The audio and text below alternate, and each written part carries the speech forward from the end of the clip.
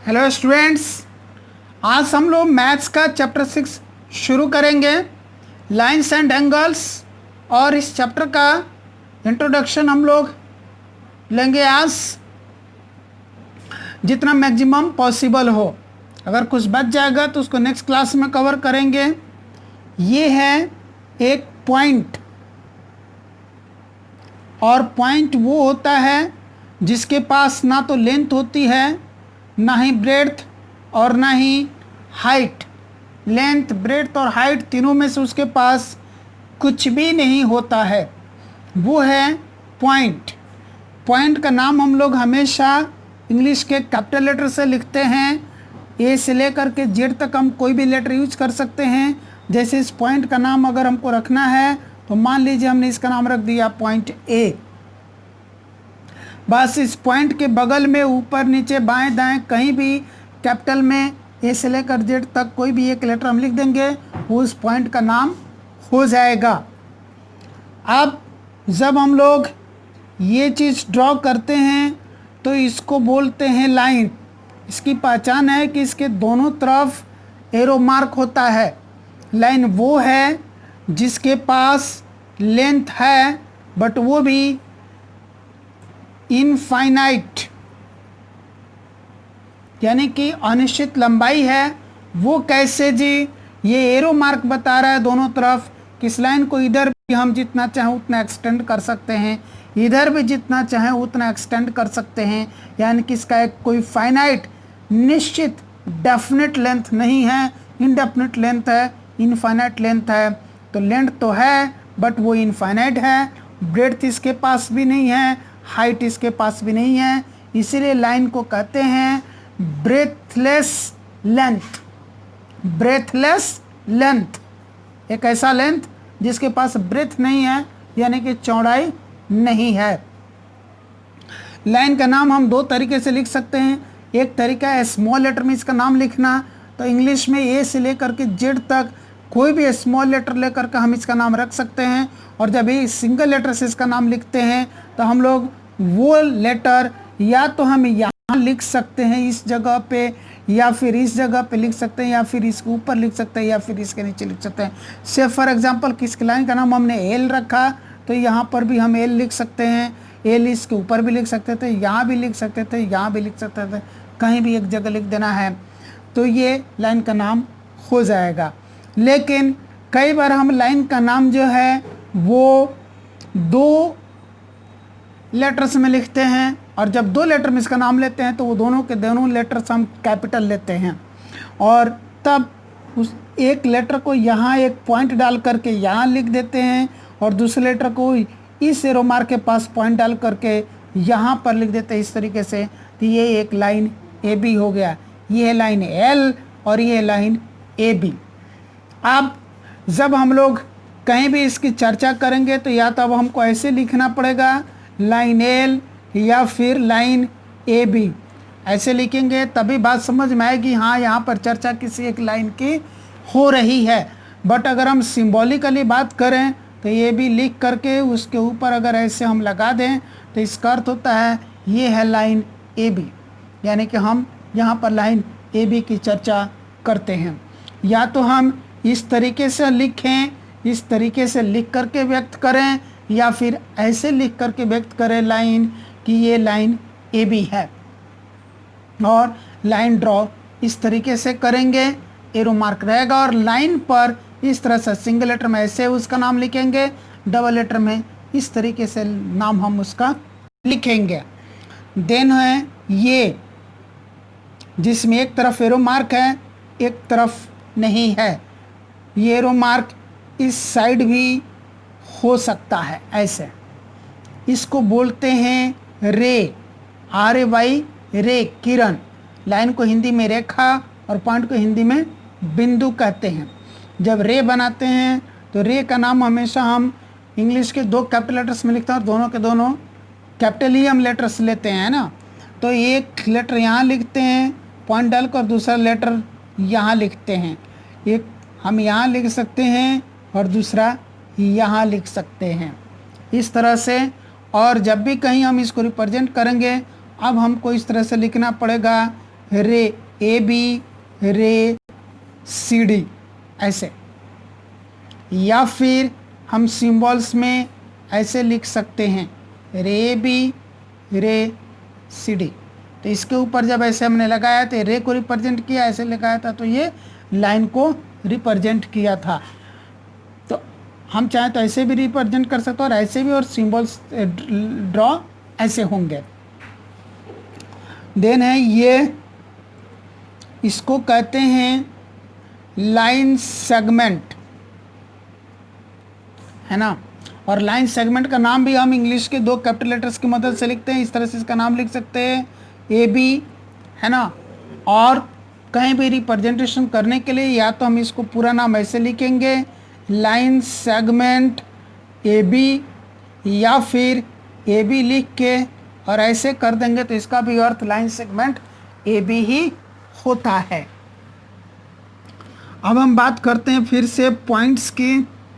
तो पॉइंट्स, 2 तरह के पॉइंट्स की हम यहाँ पर चर्चा करते हैं। एक है कोलिनियर पॉइंट्स और दूसरा है नॉन कोलिनियर पॉइंट्स।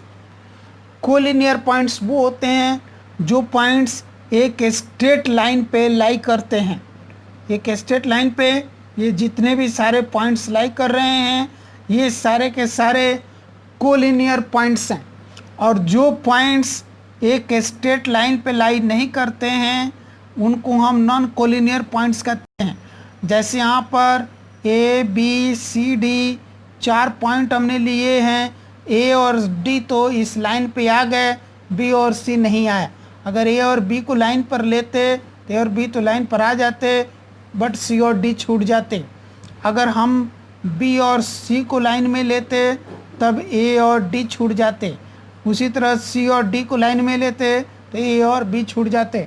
यानी कि सारे के सारे पॉइंट्स एक सिंगल स्ट्रेट लाइन पर नहीं आ रहे हैं, इसीलिए यहाँ पर A B C D non collinear points हैं।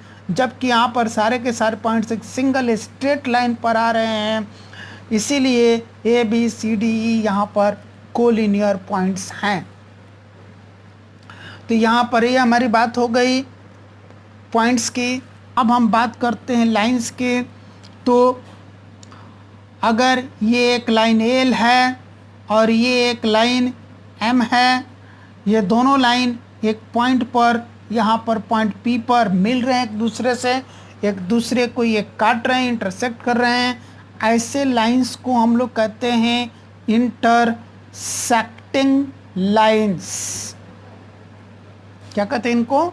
इंटरसेक्टिंग लाइंस इनको हम लोग कहते हैं। अब है कि अगर हम लाइन ऐसे ड्रॉ करें, ये लाइन एम है और ये एन है, ये 2 लाइन हमने यहाँ पर ड्रॉ कर लिया। इन दोनों ही लाइंस को इधर हम कितना भी एक्सटेंड करेंगे एक दूसरे को इंटरसेक्ट नहीं करेंगे, और इधर भी कितना भी इंटरसेक्ट करें ये दोनों एक दूसरे को इंटरसेक्ट नहीं करेंगे। इधर कितना भी एक्सटेंड कर लें, इधर साइड भी कितना भी एक्सटेंड कर लें, और वैसे भी यहाँ पर कहीं भी एक दूसरे को इंटरसेक्ट नहीं कर रहे हैं। इधर कितना भी एक्सटेंड करने पर भी ये नहीं करेंगे, इधर भी कितना भी एक्सटेंड करने पर इंटरसेक्ट नहीं करेंगे। और इनके बीच का हम कहीं भी परपेंडिकुलर डिस्टेंस अगर निकालेंगे तो वो सेम आएगा। ऐसे लाइंस को हम लोग कहते हैं पैरेलल लाइंस। तो ये हो गए पैरेलल लाइंस। और पैरेलल लाइंस को सिंबॉलिकली हम ऐसे रिप्रेजेंट करते हैं एम पैरेलल एन। ये जो साइन आप बना हुआ देख रहे हैं ये पैरेलल का साइन है।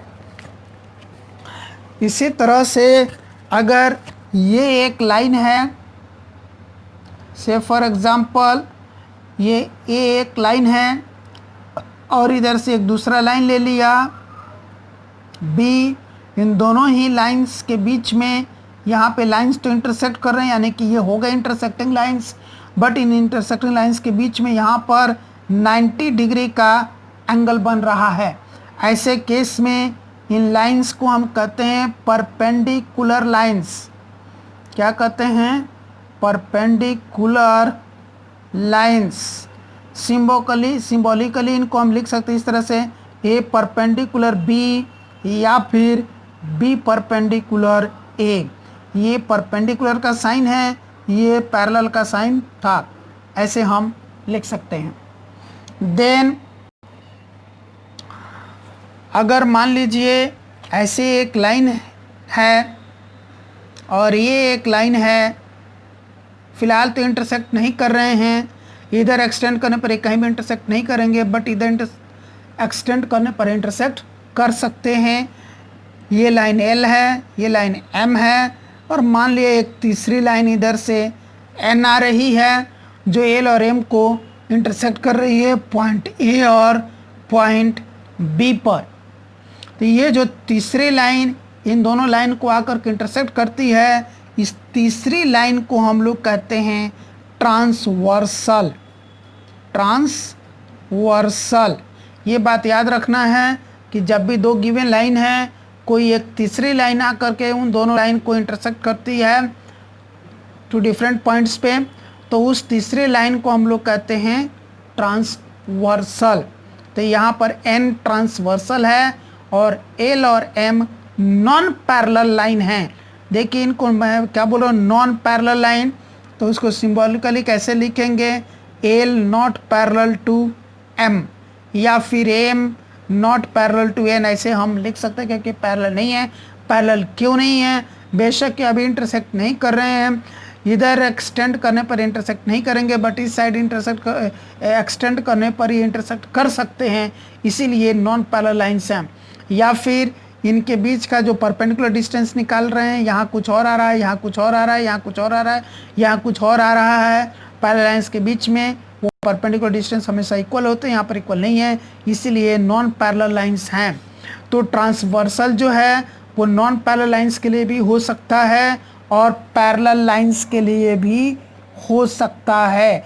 मान लीजिए यहाँ पर एक लाइन A ले लिया, यहाँ पर एक लाइन B ले लिया, ये दोनों पैरेलल हैं, और यहाँ पर एक ट्रांसवर्सल ले लिया C, तो यहाँ भी ये C ट्रांसवर्सल है।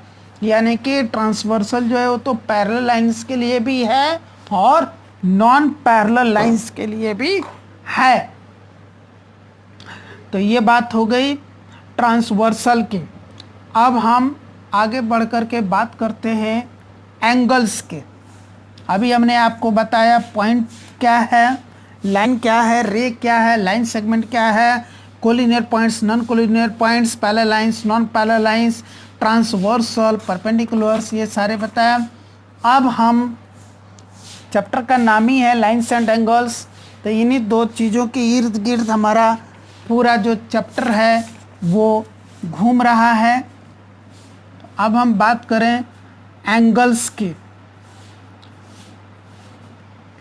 तो देखिए यह एक रे है और यह एक रे है। इस रे का हम नाम ले लेते हैं, मान लीजिए OA, और इस रे का नाम हम ले लेते हैं OB। जब ये दोनों ही रेस एक पॉइंट पे इंटरसेक्ट कर रही हैं, यानी कि एक पॉइंट पे ये मिल रही हैं दोनों रेस, है ना, ये इनिशियल पॉइंट है रे OA के लिए भी और रे OB के लिए भी, है ना। ऐसे सिचुएशन में ये जो एरिया फॉर्म हो रहा है इन दोनों ही रेज के बीच में, इसी एरिया को हम लोग कहते हैं एंगल, इसी को कहते हैं एंगल। अब यहाँ पर ये जो पॉइंट O है, यानी कि जो कॉमन पॉइंट है, पॉइंट ऑफ इंटरसेक्शन है, मीटिंग पॉइंट है रे OA और रे OB का, तो इस पॉइंट को हम लोग कहते हैं वर्टेक्स, है ना। और ये जो रे OA है और रे OB है, इनको कहते हैं आर्म्स। यानी कि यहाँ जो एंगल फॉर्म हो रहा है उस एंगल के लिए O एक वर्टेक्स है और OA एंड OB इसके लिए आर्म्स हैं, है ना। अब इसी तरह से लाइंस से भी एंगल्स फॉर्मेशन हो सकता है। ऐसे हमने यहाँ पर एक लाइन ले लिया L और यहाँ एक लाइन ले लिया M, दोनों इंटरसेक्टिंग लाइंस हैं, दोनों से फॉर एग्जांपल की पॉइंट P पर इंटरसेक्ट कर रहे हैं, तब यहाँ भी एंगल्स का फॉर्मेशन हो रहा है। यहाँ से अगर हम लोग देखें, यह एक अलग रे बन जाएगा, ये एक अलग रे बन जाएगा, और दोनों के बीच में यहाँ पर एक एंगल फॉर्म हो जाएगा, एक एंगल यहाँ पर फॉर्म हो जाएगा। तो ये जो पॉइंट P है इस एंगल के लिए वर्टेक्स हो गया, ये रे और ये रे उसके लिए आर्म्स हो गए। ठीक उसी तरह यह भी एक एंगल बन सकता है, इसके लिए पॉइंट P ही वर्टेक्स बनेगा, और ये उसके लिए आर्म्स हो जाएंगे। यहाँ भी एक एंगल का फॉर्मेशन हो जाएगा, ये और ये आर्म्स हो जाएंगे और वर्टेक्स पॉइंट P ही रहेगा। उसी तरह यहाँ पर एक एंगल बन जाएंगे, वर्टेक्स P रहेगा और ये आर्म्स हो जाएंगे। तो इस तरह से यहाँ पर कई सारे एंगल्स बन रहे हैं। अभी हमने आपको 1 2 3 4 ही दिखाया, लेकिन हम फॉर्म करेंगे तो और भी एंगल्स बनेंगे। जैसे या ऐसे ले लेंगे तो यह भी एक एंगल हो जाएगा, यहाँ से यहाँ तक लेंगे यह भी एक एंगल हो जाएगा, ये पूरा लेंगे तो यह भी एक एंगल हो जाएगा। ऐसे ही हर तरह से करेंगे तो अभी बहुत सारे एंगल्स यहाँ पर हमको मिलेंगे। अब मेरे ख्याल से आपको एंगल्स क्या हैं वो समझ में आ गया, वर्टेक्स क्या और आर्म्स क्या हैं ये समझ में आ गया। एंगल्स को हम लोग डिग्री में मेजर करते हैं। एंगल्स को किस में मेजर करते हैं? डिग्री में मेजर करते हैं, और जिस चीज़ की मदद से मेजर करते हैं उसको बोलते हैं प्रोट्रैक्टर, है ना। चूँकि ये डी शेप का होता है इसीलिए कई लोग इसको डी भी बोलते हैं, और चूँकि ये आधा चांद जैसा भी आकार लिए हुए रहता है इसीलिए कई सारे बच्चे इसको चांद भी कहते हैं। ये आपके ज्योमेट्री बॉक्स में मिलेगा, ये चांद या डी, पर मैथमेटिकल नेम इसका प्रोट्रैक्टर है। इसी प्रोट्रैक्टर की मदद से, चांद या डी की मदद से एंगल्स को मेज़र किया जाता है। आइए अब हम बात करते हैं काइंड्स ऑफ एंगल्स के, काइंड्स या टाइप्स ऑफ एंगल्स, एंगल्स के प्रकार, है ना। एक जो एंगल होता है उसको हम लोग कहते हैं ज़ीरो एंगल। क्या कहते हैं? Zero angle. ये वो एंगल होता है जिसका मेज़रमेंट 0 डिग्री होता है ना। इस डी से प्रोट्रैक्टर से मापने पर कितना आ जाता है? 0 डिग्री। इसकी शक्ल कैसी होगी? देखिए, एक आर्म इसकी ये हो गई OA, है ना, और दूसरी आर्म ये हो गई OB। अब ये देखिए OB जो है OA पर ही जाकर के ओवरलैप हो गया, कोइंसिडेंट हो गया, दोनों के बीच में एंगल क्या बनेगा? 0। तो ये हो गया 0 डिग्री। उसी तरह दूसरा होता है एक्यूट एंगल। ये वो एंगल होता है जो 0 डिग्री से तो बड़ा होता है ना। ये वो एंगल होता है जो 0 डिग्री से बड़ा होता है ना, बट 90 डिग्री से छोटा होता है।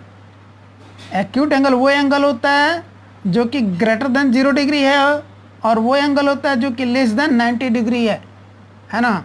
0 से बड़ा, 0 नहीं, 0 से बड़ा और 90 से छोटा, यानी कि एक्यूट एंगल का वैल्यू 0 डिग्री से 90 डिग्री के बीच में आता है, उसको कहते हैं एक्यूट एंगल। और इसकी शक्ल कुछ इस तरह से बन जाती है, O A और B, इस तरह से। ये हो गया हमारा एक्यूट एंगल। तीसरा होता है राइट एंगल।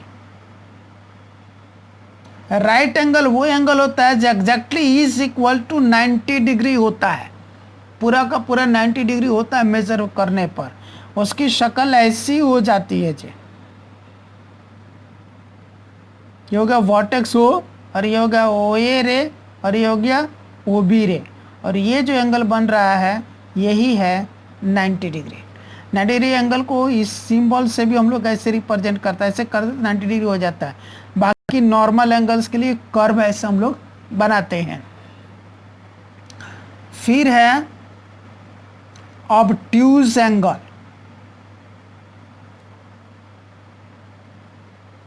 ऑब्ट्यूज एंगल, है ना।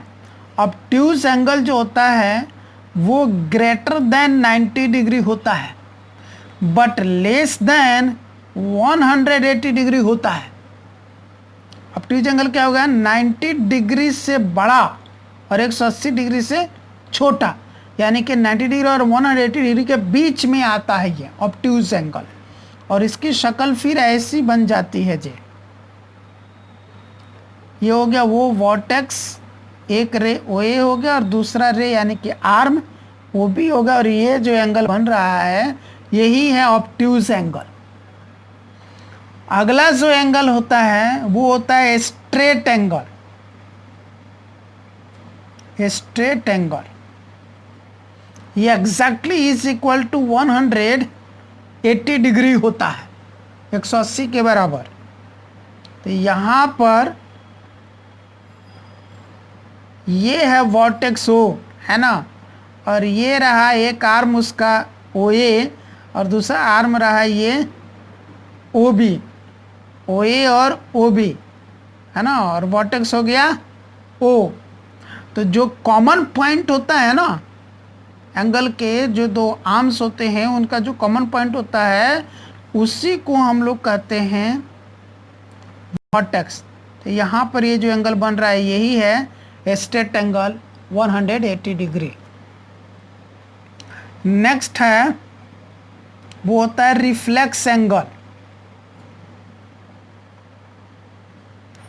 ये वो एंगल होता है जो कि मोर देन 180 डिग्री होता है, ग्रेटर देन 180 डिग्री होता है, बट लेस देन 360 डिग्री होता है। 180 से बड़ा और 360 से छोटा होता है ये। तो इसकी शक्ल कैसी हो जाएगी? इसकी शक्ल ऐसी हो जाएगी, ये वर्टेक्स हो गया वो, है ना, और ये एक आर्म हो गया OA और ये एक आर्म हो गया OB, और यहाँ ये जो एंगल बन रहा है यही है रिफ्लेक्स एंगल। ये more than 180 degree but less than 360 degree है। नेक्स्ट जो है वो है कंप्लीट एंगल। ये exactly is equal to 360 degree होता है, 360 डिग्री के बराबर होता है, यानी कि एक पॉइंट पर ही उसके चारों तरफ जो एंगल बनता है वो 360 डिग्री का होता है। तो ये हो गए काइंड्स ऑफ एंगल्स या टाइप्स ऑफ एंगल्स। कुछ एंगल्स और हैं जो बनते हैं लाइंस से, वो मैं आपको बना के दिखा रहा हूँ। जब हमारे पास एक सिचुएशन होता है कि दो पैरेलल लाइंस को एक ट्रांसवर्सल आकर के इंटरसेक्ट करता है। देखिए ये एक लाइन है L और ये एक लाइन है M, और ये दोनों के दोनों पैरेलल लाइंस हैं, यानी कि here L is parallel to M, है ना, और इनको एक तीसरी जो लाइन है वो आकर कैसे इंटरसेक्ट करती है वो है N, यानी कि N इज ट्रांसवर्सल। N यहाँ पर क्या हो गया? ट्रांसवर्सल हो गया। अब ये देखिए कि ये L और M पैरेलल लाइंस और N ट्रांसवर्सल ने मिलकर यहाँ पर कितने सारे एंगल्स बना डाले? 1 2 3 4 5 6 7 8। हालांकि और भी घुमा फिरा के बनाएंगे तो ढेर सारे एंगल्स बनेंगे, बट बेसिकली 8 एंगल्स यहाँ पे इंडिविजुअली फॉर्म हो रहे हैं। अब इन्हीं एंगल्स को अब यहाँ पे जब क्लासीफाई करते हैं, कैटेगराइज करते हैं, तो एक निकल कर के आता है, उसको कहते हैं कॉरेस्पॉन्डिंग एंगल्स। क्या कहते हैं उसको? Corresponding angles. अब बेचारे ये कॉरेस्पॉन्डिंग एंगल्स क्या होते हैं? कॉरेस्पॉन्डिंग एंगल्स होते हैं वो एंगल्स जो कि पैरेलल लाइंस के या तो ऊपर ऊपर हों या फिर नीचे नीचे हों और ट्रांसवर्सल के एक ही तरफ हों। ध्यान देने वाली बात है, कॉरेस्पॉन्डिंग एंगल्स वो एंगल्स होते हैं, ये हमेशा पेयर में आते हैं जी। दो का एक पेयर होता है ना, तो ये हमेशा पेयर में आते हैं। या तो ये पैरेलल लाइंस के ऊपर ऊपर वाले होते हैं या फिर नीचे नीचे वाले होते हैं, और साथ ही ट्रांसवर्सल के एक ही तरफ के होते हैं। यानी कि ट्रांसवर्सल के या तो राइट साइड के होते हैं या फिर लेफ्ट साइड के होते हैं, उनको कहते हैं कॉरस्पॉन्डिंग एंगल्स। इस हिसाब से यहाँ पर एंगल 1 और 5 कॉरस्पॉन्डिंग एंगल्स हैं, 4 और 8 कॉरस्पॉन्डिंग एंगल्स हैं, 2 और 6 कॉरस्पॉन्डिंग एंगल्स हैं, 3 एंड 7 कॉरस्पॉन्डिंग एंगल्स हैं। And corresponding angles are equal. ये जो कॉरस्पॉन्डिंग एंगल्स होते हैं वो इक्वल होते हैं, यानी कि यहाँ पर एंगल 1 जो है इज इक्वल टू एंगल 5 हो गए, angle 1 is equal to angle 5 है, and angle 4 is equal to angle 8 है। सिमिलरली इधर angle 2 is equal to angle 6 है, and angle 3 is equal to angle 7 है। ये हो गया कॉरस्पॉन्डिंग एंगल्स आर इक्वल। चलिए अब है vertically opposite angles. Vertically opposite angles है ना, ये क्या होते हैं? जब भी दो लाइंस एक दूसरे को ऐसे इंटरसेक्ट करती है, मान लीजिए ये लाइन ए है और ये बी है, दो लाइंस ऐसे एक दूसरे को इंटरसेक्ट करती है, तो यहाँ पर ये जो आमने सामने के एंगल्स बनते हैं ना, इसको कहते हैं वर्टिकली अपोजिट एंगल्स। यानी कि यहाँ पर ये और ये जो एंगल्स हैं ये वर्टिकली अपोजिट एंगल्स हैं। ठीक उसी तरह यहाँ एक जो एंगल बन रहा है और यहाँ ये जो एंगल बन रहा है, ये दोनों आमने सामने हो गए ना, तो ये दोनों कहलाएंगे vertically opposite angles. And vertically opposite angles are equal. Vertically opposite angles क्या होते हैं? इक्वल होते हैं, बराबर होते हैं। यहाँ पर इसी तरह से ये लाइन और ये लाइन इंटरसेक्ट कर रहे हैं, तो यहाँ पर ये दोनों वर्टिकली अपोजिट एंगल्स बन रहे हैं, 1 और 3 और इधर 2 और 4। ठीक इसी तरह ये लाइन और ये लाइन इसी तरह इंटरसेक्ट कर रहे हैं ना यहाँ पर, तो यहाँ भी वर्टिकली अपोजिट एंगल्स बन रहे हैं, 5 और 7, 6 और 8। तो वर्टिकली अपोजिट एंगल्स तो इक्वल होते हैं। इस हिसाब से angle 1 is equal to angle 3 हो गया, angle 2 is equal to angle 4 हो गया, angle 5 is equal to angle 7 हो गया, और angle 6 is equal to angle 8 हो गया। ये हो गया वर्टिकली अपोजिट एंगल्स। चलिए अब है लीनियर पेयर। अब ये लीनियर पेयर क्या होते हैं? ये एक स्ट्रेट लाइन है ना, और यहाँ से एक कोई भी रे निकल जाती है ना। इस तरीके से यहाँ पर दो एंगल बन गए, एक ये एंगल बना और एक ये एंगल बना। इन्हीं दोनों एंगल्स को हम कहते हैं linear pair. And linear pairs are supplementary. Supplementary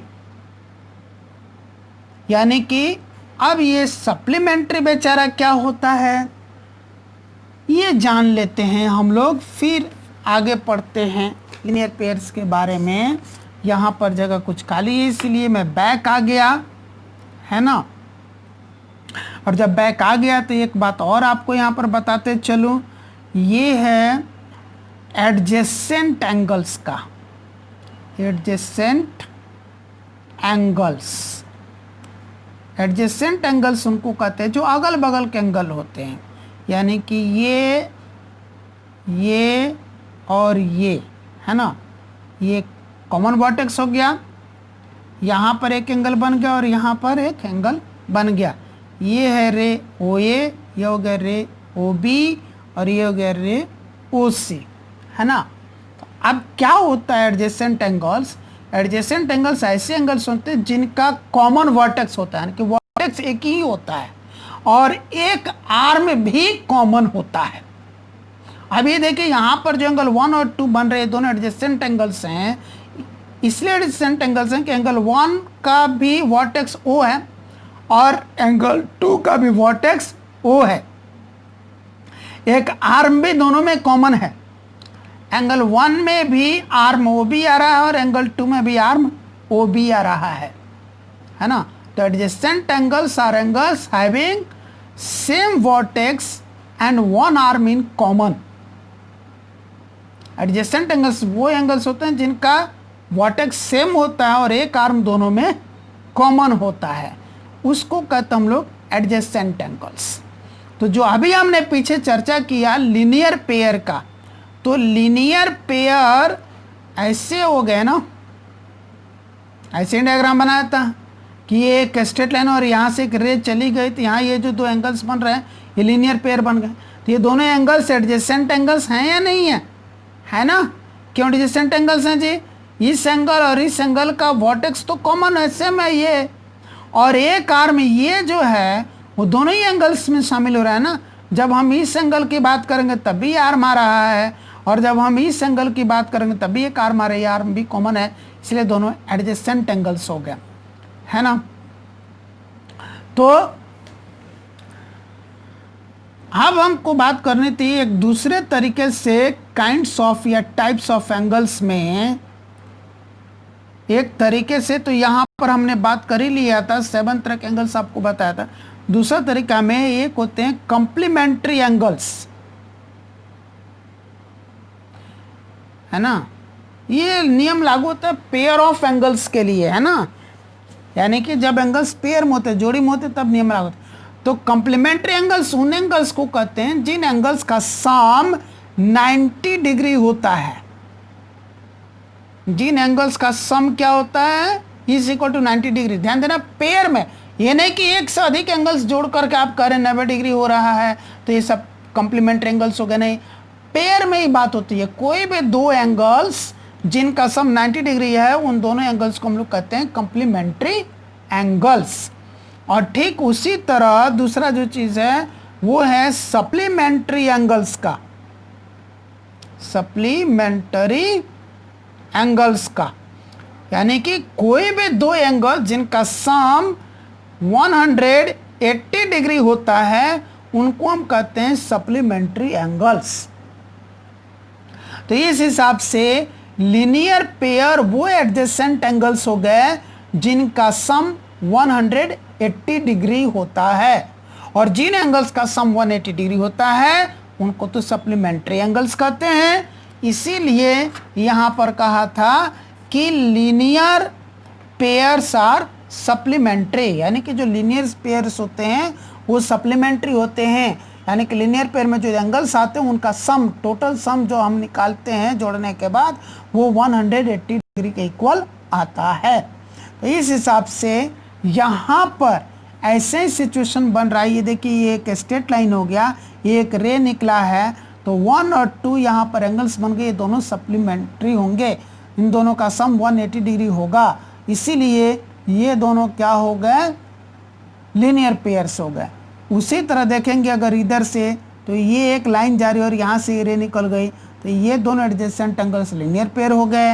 ये एक स्ट्रेट लाइन ले लें, ये रे निकल गई, तो ये 3 और 4 ये एडजेसेंट एंगल्स हो गए जो कि लीनियर पेयर्स होंगे।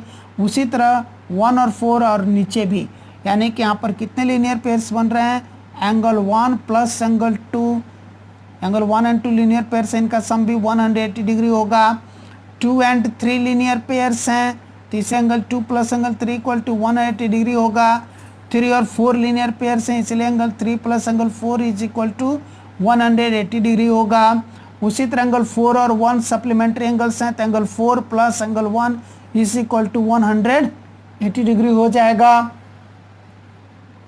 अब नीचे आ जाते हैं तो एंगल 5 और एंगल 6 ये लीनियर पेयर्स होंगे, इनका भी सम 180 डिग्री होगा। 6 और 7 ये लीनियर पेयर्स होंगे, इनका भी सम 180 डिग्री होगा। 7 और 8 ये लीनियर पेयर्स होंगे, यानी कि इनका सम भी 180 डिग्री होगा। और उसी तरह एंगल 8 एंड एंगल 5 ये लीनियर पेयर्स होंगे, इनका सम भी 180 डिग्री होगा। तो ये हो गया लीनियर पेयर्स और सप्लीमेंट्री। चलिए नेक्स्ट जो है वो है alternate interior angles are equal. Alternate interior angles are equal. अब जरा इसका अर्थ समझें कि अल्टरनेट इंटीरियर एंगल्स क्या होते हैं. अल्टरनेट इंटीरियर एंगल्स वो एंगल्स होते हैं जो जिसमें से पहले इसमें से अर्थ समझे हम अल्टरनेट का, है ना. अल्टरनेट का अर्थ होता है एक एंगल ट्रांसवर्सल के लेफ्ट का होगा, दूसरा एंगल ट्रांसवर्सल के राइट का होगा, एक एंगल ऊपर होगा, दूसरा एंगल नीचे होगा. ये हो गया अल्टरनेट का अर्थ. और इंटीरियर का अर्थ हो गया पैरेलल लाइंस के बीच का एंगल्स.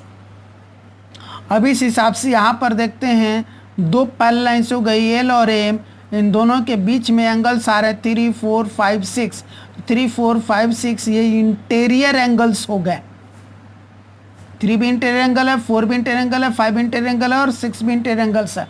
अब बात करें अल्टरनेट की, तो अल्टरनेट में क्या होना चाहिए था, एक ट्रांसवर्सल के लेफ्ट में और एक राइट में, और उसमें भी एक ऊपर और एक नीचे होना चाहिए. इस हिसाब से ये देखिए 3 और 5 ये अल्टरनेट एंगल्स हो गए. 3 क्या है, ट्रांसवर्सल के लेफ्ट में है, 5 ट्रांसवर्सल के राइट में है. 3 ऊपर है, 5 नीचे है. इसी तरह यहाँ पर 4 और 6 अल्टरनेट हो गए. क्यों, 4 जो है ट्रांसवर्सल के राइट में है तो एंगल 6 ट्रांसवर्सल के लेफ्ट में है. 4 ऊपर है और 6 नीचे है, तो अल्टरनेट का अर्थ हो गया. तो अल्टरनेट इंटीरियर हो गया. अब ये हो गए ना, एक तो इंटीरियर भी है यानी कि पैरेलल इसके बीच में भी हैं और अल्टरनेट भी हैं. तो इस हिसाब से अल्टरनेट इंटीरियर एंगल्स कौन कौन हो गए, एंगल 3 और एंगल 5, एंगल 4 एंड एंगल 6. और अल्टरनेट इंटीरियर एंगल्स क्या होते हैं, इक्वल होते हैं. तो इस हिसाब से angle 3 is equal to angle 5 हो गया और angle 4 is equal to angle 6 हो गया. नेक्स्ट है alternate exterior angles are equal. Alternate exterior angles क्या होते हैं, इक्वल होते हैं. अब यहाँ पर एक बार फिर से एक्सटीरियर का अर्थ हो गया पैरेलल इसके बाहर वाले. तो यही ना पैरेलल से यहाँ पर एंगल लाइन एल और लाइन एम, ये दोनों पैरेलल हैं और इनके बाहर क्या क्या पड़ जा रहा है, एंगल 1, एंगल 2, एंगल 7 और एंगल 8. यानी कि एंगल 1, एंगल 2, एंगल 7 और एंगल 8 ये एक्सटीरियर एंगल्स हो गए. और फिर अल्टरनेट का अर्थ वही है कि उसमें से एक एंगल क्या है ट्रांसवर्सल के लेफ्ट में है, दूसरा ट्रांसवर्सल के राइट में, एक ऊपर है और एक नीचे है. ये अल्टरनेट का अर्थ हो गया. तो इस हिसाब से एंगल 2 और एंगल 8 ये अल्टरनेट एंगल्स हो गए. 2 ट्रांसवर्सल के लेफ्ट में है तो एंगल 8 ट्रांसवर्सल के राइट में है, 2 ऊपर है तो 8 नीचे है. उसी तरह एंगल 1 और 7, एंगल 1 जो ट्रांसवर्सल के राइट में है, एंगल 7 ट्रांसवर्सल के लेफ्ट में है, एंगल 1 ऊपर एंगल 7 नीचे है, तो ये अल्टरनेट होगा. तो ये सारे एंगल्स एक्सटीरियर होने के साथ साथ अल्टरनेट भी हैं, है ना, एक दूसरे के.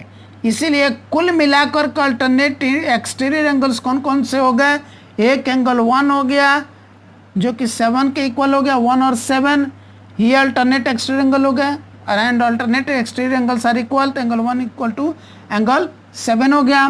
ठीक उसी तरह एंगल 2 और एंगल 8 ये अल्टरनेट एक्सटीरियर एंगल हो गए, ये दोनों इक्वल होंगे यानी कि angle 2 is equal to angle 8. ये अल्टरनेट एक्सटीरियर एंगल्स हो गए. अब है नेक्स्ट कंजेक्यूटिव, यहीं पर बात कर लेते हैं. Consecutive interior angles. Consecutive interior angles. अब इंटीरियर का अर्थ हो गया ट्रांसवर्सल के पैरेलल लाइंस के अंदर अंदर वाले एंगल्स कहलाते हैं इंटीरियर एंगल्स. तो ये पैरेलल एल और एम पैरेलल है ना, इसके अंदर अंदर वाले एंगल कौन कौन से, एंगल 3, एंगल 4, एंगल 5 और एंगल 6 इंटीरियर एंगल्स हो गए. और कंजेक्यूटिव का अर्थ होता है ट्रांसवर्सल के एक ही तरफ वाले, सेम साइड ऑफ ट्रांसवर्सल. यानी कि इस हिसाब से एंगल 4 और एंगल 5 ये हो गए कंजेक्यूटिव, एंगल 3 और 6 ये हो गए कंजेक्यूटिव। तो अब हमको बात करनी है कंजेक्यूटिव इंटीरियर एंगल्स। तो इस हिसाब से एंगल 4 और एंगल 5 कंजेक्यूटिव इंटीरियर एंगल्स हो गए, और एंगल 3 और एंगल 6 कंजेक्यूटिव इंटीरियर एंगल्स हो गए। Consecutive interior angles are supplementary. ये जो एंगल्स होते हैं वो सप्लीमेंट्री होते हैं, यानी कि इनका sum is equal to 180 degree होता है। इस हिसाब से angle 4 plus angle 5 is equal to 180 degree हो जाएगा। Similarly angle 3 plus angle 6 is equal to 180 degree हो जाएगा, है ना। और नेक्स्ट है कंजेक्यूटिव एक्सटीरियर एंगल्स, यहीं पर चर्चा कर लेते हैं। कंजेक्यूटिव एक्सटीरियर एंगल्स, एंगल का ये सिंबल बना दिया, कहीं भी एंगल ANGLE का सिंबल इस तरह से होता है, ठीक है, ऐसे, ये तिरछा और ये सीधा। लेस देन और ग्रेटर देन के साइन से कंफ्यूज नहीं होना है। लेस देन के साइन में ऐसे हो गए, यानी कि दोनों टेढ़े हो गए ना, ये भी ऐसे गया, ये टेढ़ा गया, कोई एक सीधा नहीं हुआ। उसी तरह ग्रेटर देन में ये ऐसे हो गए, ये भी टेढ़े ये भी टेढ़े। जबकि जब एंगल बनाएंगे तो क्या हो गया, ये एक तो टेढ़ा आएगा, ये सीधा हो जाएगा, ये टेढ़ा आएगा, ये सीधा हो जाएगा, ऐसे ये एंगल का साइन होता है ना। और एक से अधिक एंगल हैं तब क्या करेंगे हम, यहाँ पर एस लगा देंगे तो ये बन जाएगा एंगल्स। तो वही हमने यहाँ पर लिखा है कंजेक्यूटिव एक्सटीरियर एंगल्स। तो एक्सटीरियर का अर्थ हो गया पहला इसके बाहर वाले एंगल 1, 2, 7, 8 एक्सटीरियर एंगल्स हो गए, और कंजेक्यूटिव का अर्थ हो गया ट्रांसवर्सल के एक ही तरफ वाले, सेम साइड ऑफ ट्रांसवर्सल। तो इस तरह से यहाँ पर एंगल 1 और 7 ये कंजेक्यूटिव एक्सटीरियर एंगल्स हो गए, एंगल 2 और एंगल 8 ये कंजेक्यूटिव एक्सटीरियर एंगल्स हो गए। And consecutive exterior angles are supplementary, यानी कि इनका भी सम जो होता है वो 180 डिग्री होता है। इस हिसाब से angle 1 plus angle 7 is equal to 180 degree, and angle 2 plus angle 8 is equal to 180 degree. तो ये हो गए हमारे काइंड्स ऑफ एंगल्स, सारे एंगल्स। अब इस चैप्टर में थोड़ा सा जिक्र जो है वो ट्रायंगल्स का भी है, और इस चैप्टर में ट्रायंगल से रिलेटेड ज़्यादा कुछ जिक्र नहीं है। इस चैप्टर में इतना ही दिया है कि ये एक ट्रायंगल है ABC, है ना, और इसके ये 3 इंटीरियर एंगल्स हो गए, है ना, ये और ये तीनों इंटीरियर एंगल्स का सम होता है इज इक्वल टू 180 डिग्री होता है। यानी कि एक ट्रायंगल के तीनों ही इंटीरियर एंगल्स का सम 180 डिग्री होता है। यानी कि angle A plus angle B plus angle C करेंगे तो ये इज इक्वल टू 180 डिग्री होगा। ये चीज़, इस प्रॉपर्टी को कहते हैं angle sum property, angle sum property. इस चैप्टर में इसका जिक्र है और इसको प्रूफ करने के लिए भी दिया हुआ है, तो हम लोग इसको आने वाले क्लास में प्रूफ भी करेंगे। एक और ट्रायंगल से रिलेटेड इस चैप्टर में कंसेप्ट दिया है, वो ये है कि ये एक ट्रायंगल है ABC, है ना। अगर इसके इस साइड को हम लोग एक्सटेंड कर देते हैं तो यहाँ पर यह जो एंगल बनता है ये कहलाता है एक्सटीरियर एंगल, है ना। और ये जो एक्सटीरियर एंगल बनता है वो बाकी जो 2 अल्टरनेट इंटीरियर एंगल्स हैं उनके सम के बराबर होता है। यहाँ पर आप देखिए एंगल 1, एंगल 2 और एंगल 3 ये तीनों इंटीरियर एंगल्स हो गए, और इसको अगर हमने यहाँ पर एक्सटेंड किया तो एंगल 4 एक्सटीरियर एंगल हो गया। इसी तरह अगर हम लोग इसको एक्सटेंड करते यहाँ पर एंगल 5 हो जाता एक्सटीरियर एंगल। अगर इसको एक्सटेंड करते तो यहाँ पर ये एंगल 6 हो जाता एक्सटीरियर एंगल। अगर हम लोग इसको एक्सटेंड करें तो यहाँ पर एंगल 7 हो जाएगा एक्सटीरियर एंगल। अगर इसको ऐसे एक्सटेंड करें तो यहाँ पर एंगल 8 हो जाएगा एक्सटीरियर एंगल। उसी तरह अगर इसको ऐसे एक्सटेंड करें तो यहाँ पर एंगल 9 हो जाएगा एक्सटीरियर एंगल्स। यानी कि 3 इंटीरियर एंगल्स बन रहे हैं तो 6 एक्सटीरियर एंगल्स बन रहे हैं। तो यहाँ पर जो एक्सटीरियर एंगल बन रहा है एंगल 4 वो इक्वल होगा 2 अपोजिट इंटीरियर एंगल्स के सम के बराबर। इसके ठीक अपोजिट 2 इंटीरियर एंगल कौन है? एंगल 1 और एंगल 2 है। तो angle 4 is equal to angle 1 plus angle 2 हो गया। उसी तरह एंगल 5 इज इक्वल टू क्या हो जाएगा? Angle 2 plus angle 3। उसी तरह एंगल 6 इज इक्वल टू क्या हो जाएगा? एंगल 3 प्लस एंगल 2, चाहे एंगल 2 प्लस एंगल 3 भी लिख सकते हैं। एंगल 7 इज इक्वल टू क्या हो गया? Angle 1 plus angle 3। और उसी तरह एंगल 8 इज इक्वल टू क्या हो गया? Angle 1 plus angle 3। और उसी तरह एंगल 9 इज इक्वल टू क्या हो गया? एंगल 2 प्लस एंगल 1 या एंगल 1 प्लस एंगल 2। ये हो गया। यानी कि एक जो एक्सटीरियर एंगल है वो इक्वल टू होता है सम ऑफ अपोजिट 2 इंटीरियर एंगल्स के। बस इतना ही कंसेप्ट इस चैप्टर में दिया हुआ है। यहाँ पर इंट्रोडक्शन कंप्लीट हुआ। जब हम लोग अगली क्लास में मिलेंगे तो हम लोग एक्सरसाइजेस करेंगे। एक्सरसाइज मैं आपको बताऊंगा, एग्जाम्पल्स आप खुद प्रैक्टिस करेंगे। अगर आपसे एग्जाम्पल्स नहीं बन पाएगा तब आप हमको संपर्क करेंगे, हम आपको हेल्प करेंगे। Thank you.